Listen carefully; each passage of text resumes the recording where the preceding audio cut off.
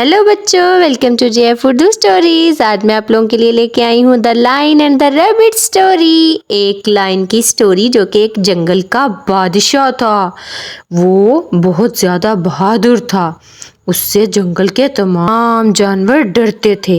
वो जंगल का बादशाह था और दिखने में भी वो बादशाह ही लगता था, लेकिन उसकी हरकतें बादशाहों वाली ना थी।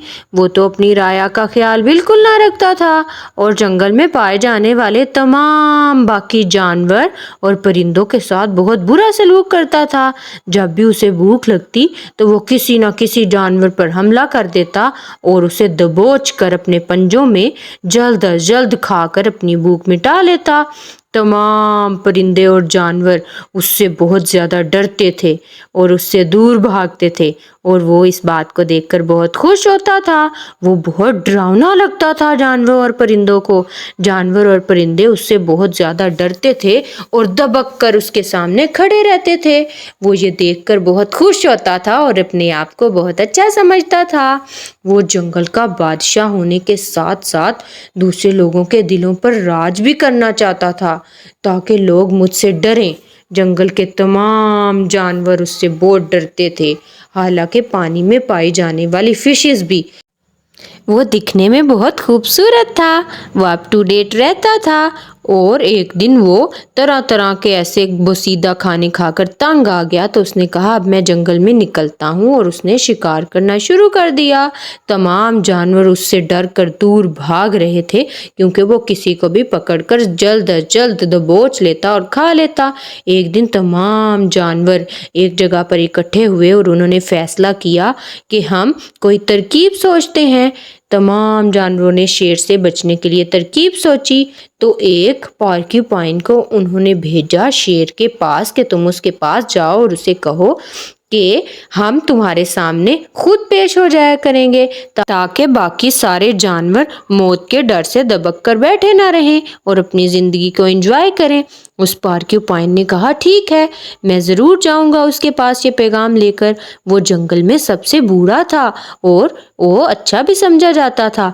जब वो शेर की गुफा में जाने के लिए दाखिल होने लगा तो शेर उसे गुस्से से देख रहा था। शेर को आज बहुत ज़्यादा भूख लगी थी, लेकिन कोई भी जानवर और परिंदा उसके हाथ नहीं आया था क्योंकि तमाम जानवर और परिंदे पहले ही उससे बहुत दूर जा चुके थे।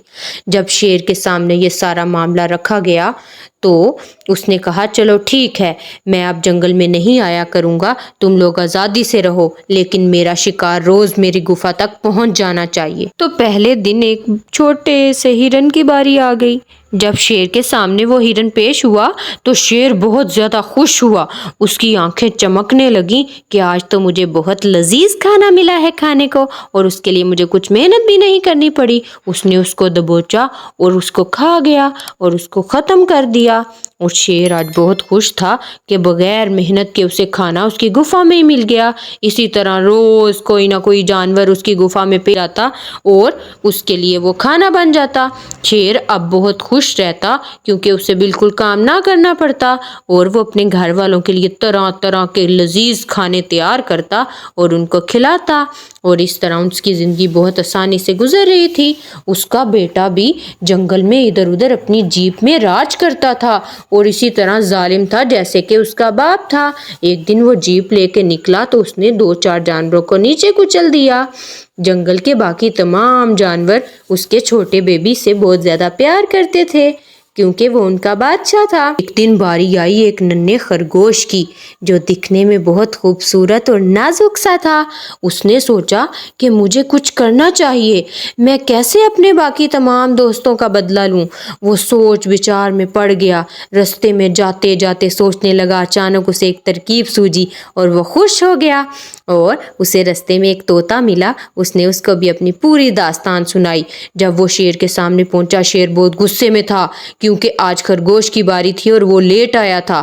खरगोश भी बहुत ज़्यादा शेर के दहाड़ने की वजह से डर गया और दबक कर उसने अपनी बात सुनाना शुरू की। उसने शेर को कहा कि मैं रास्ते में आ रहा था तो मेरे साथ एक अजीब सा वाक़या पेश आया। बादशाह उसकी बात गौर से सुन रहा था। تو خرگوش نے اس کو کہا کہ میں رستے میں آ رہا تھا تو مجھے ایک کنویں میں ایک آپ کے جیسا ہی اور شیر نظر آیا۔ اس نے مجھے کہا کہ تمہارا شیر تو بہت زیادہ ڈرپوک ہے، جو کہ اپنی گفا میں ہی بند رہتا ہے اور کسی کی مدد نہیں کرتا۔ میں نے تو اتنے بڑے بڑے ہاتھیوں کو بھی مار گرایا ہے۔ شیر نے جب یہ اتنی بات سنی تو اس نے کہا مجھے لے چلو اس کے پاس۔ خرگوش نے اشارہ کیا کہ آئیے بادشاہ سلامت اس طرف چلیے۔ شیر خرگوش کی بات سنتے سنتے اس کے ساتھ جانے کے لیے تیار ہو گیا۔ جب وہ پہنچے ایک کنویں کے پاس تو خرگوش نے کہا وہ دیکھیے اندر۔ جب شیر نے اندر دیکھا تو اس کو اپنا ہی سایہ نظر آیا۔ اس نے اس کے اوپر چھلانگ لگا دی اور جا گرا کنویں میں۔ ننھے خرگوش کی سمجھداری کی وجہ سے شیر راجہ اپنے انتقام کو پہنچ گیا، کیونکہ وہ سب کے ساتھ بہت زیادہ برا سلوک کرتا تھا اور اس کو اس کے کیے کی سزا مل گئی۔ اب خرگوش بہت زیادہ خوش اپنی باقی سارے دوستوں کے پاس واپس لوٹ گیا۔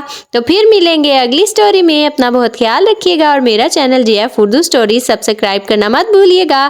اللہ حافظ۔